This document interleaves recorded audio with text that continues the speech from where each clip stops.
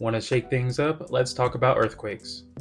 To keep it simple, an earthquake is an abrupt and violent shaking of the ground caused by the movement between tectonic plates along fault lines on the Earth's crust. Okay, now what exactly does that mean? I'll break it down for you.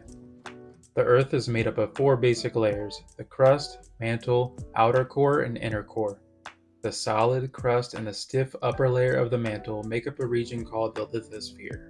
The lithosphere does not wrap around the entire Earth as a single layer like an eggshell.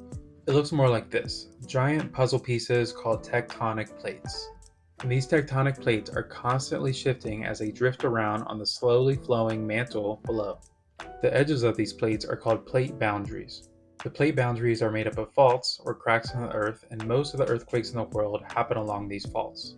The USGS actually has a really cool tool where you can look at the earthquakes that have occurred in the last day or the last 30 days, just all around the world. I highly recommend it if you're just a map nerd like me. Since the edges of these plates are rough, they can often get stuck while the plate keeps on moving. When the edges of these plates get stuck, they build up a lot of energy. When the plates continue to move and the edges get unstuck, they release all of the energy in the form of an earthquake. The energy radiates outward in all directions in the form of seismic waves. These waves move through the earth and make it to the surface and shake the ground and anything on it. If you're close to where the earthquake originated, then it's going to feel more like a jolt of energy.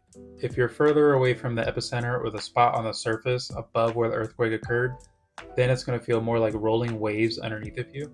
I felt this one time and it felt like my bed basically was a waterbed for an entire minute. And here's a picture of the San Andreas Fault, a really large fault in California. It's actually pretty cool to see if you're flying above it in an airplane. If you want to learn more about other science topics, don't forget to subscribe or follow. Thank you for watching and see you next time on Science with Kyle.